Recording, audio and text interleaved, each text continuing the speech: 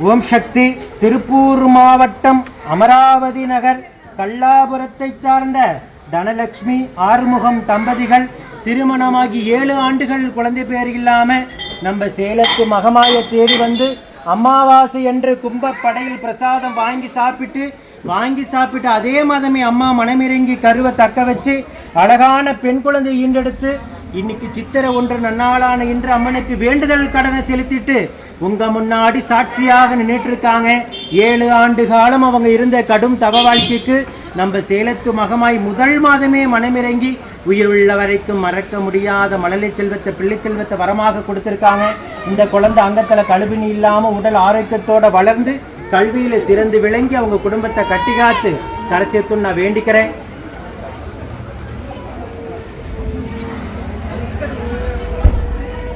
Video பார்க்கின்ற பக்த கோடி பெருமக்களாகி நீங்களும் வேண்டிக்கங்க.